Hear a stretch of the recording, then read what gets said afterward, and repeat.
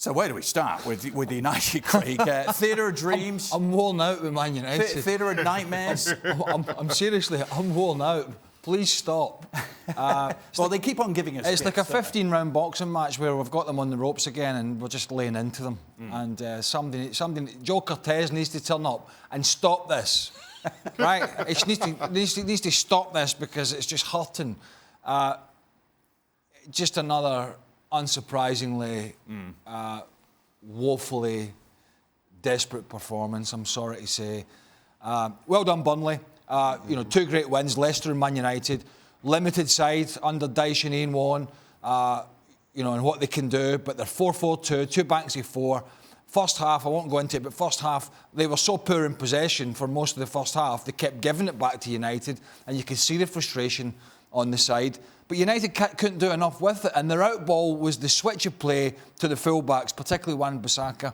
And he did put in some good balls. There was a great chance for Juan Mata. There was Anthony Martial, couldn't sort his feet out on another occasion, should have done better. But apart from that, Nick Pope in goals wasn't exactly diving about like Gordon Banks in his heyday.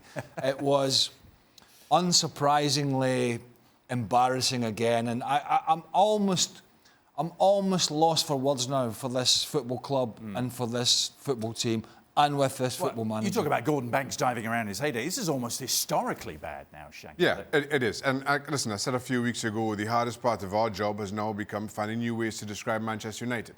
Because when you think or you hope that they're going to turn a corner, that they're going to give you something to feel good about, they don't, and they disappoint you. And I think that kind of that disappointment is now getting even deeper. Okay, you've got no Pogba, you've got no Rashford, but when Ole Gunnar Solskaer is standing on the sidelines or post-game press conference and saying that Manchester United kept themselves in the game against Liverpool up to the last kick, if that's your takeaway... And that was progression, he said. And why that was so disappointing for me in particular is because when he first came into the job, I remember Solskjaer saying that Manchester United need to have players on the field who are willing to take risks, who are willing to try to play that thread and needle ball over the top or whatever it may be. And I thought that's exactly what United wanted to hear, and the team responded. To somehow, in 12 months, go from a team that's trying to excite and willing to take risks all over the park in winning football games is now regressed to, well, Liverpool were a little bit wasteful in front of goal, so therefore we kept ourselves in the game up to the last kick. It says to a deeper malaise about this football club and in particular this football manager. Just quickly, I'm saying to you boys, saw a great stat just before we came on air from Daniel Storey in England, journalist. Since Solskjaer took over, United have won fewer league games than Burnley.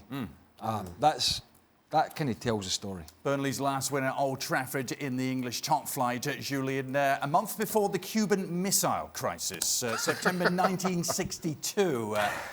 We keep on hearing that Ole Gunnar Solskjaer is safe, Julien, but patience must be wearing dramatically thin.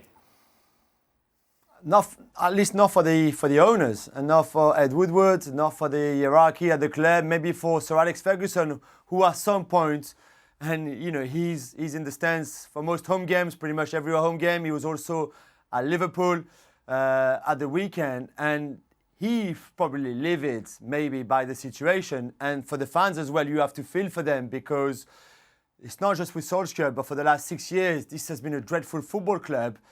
But before Ole Gunnar Solskjaer, he's safe. I can confirm that to you again. And he's safe because one of the reasons is that on the stock market, the Manchester United shares somehow have gone up in the last 5 weeks. Despite the poor things that we've seen on the pitch, they're still by far some of the stakes for football clubs the highest in the world right now. So the money is still coming in. There's no problem about that for the Glazers family. And for Ed Woodward, and on that side, everything is good. For Solskjaer, it's probably okay because his former teammates in the media here in England are probably still going to support him and tell us that he needs more time. The club will say that they will back him up in the transfer window, although we have seen nothing yet in this January when it's quite clear that he needs players. And he will himself probably said that they were still in the game against Liverpool at the weekend because they were only 1-0 down.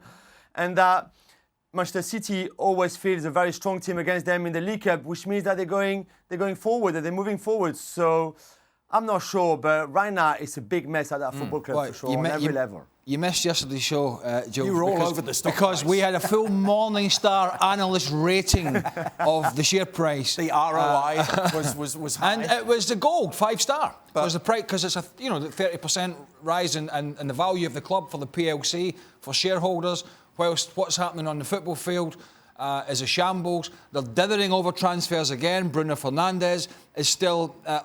it's still there in the melting pot. Is it happening? Is it not happening? Do they want more money? Are United willing to pay? They still need a midfielder. But bottom line is the basics again. They lost a set piece at Anfield at the weekend. And guess what? When you play Burnley, one of the things, the great facets of their game is the basics, the set pieces, the attacking the ball, and they couldn't cope. And Harry Maguire got caught out when Wood got in and scored a great goal, and they paid the penalty for that. But listen, me and Tarkowski, it was a performance of two old-fashioned centre-halves, blood and guts and snot. They wanted to go and attack that ball and head it and do the basics. I don't see any of that from United, never mind the quality. Thanks so much for watching ESPN on YouTube. And for more sports highlights and analysis, be sure to download the ESPN app. And for premium content and live streaming, subscribe to ESPN+.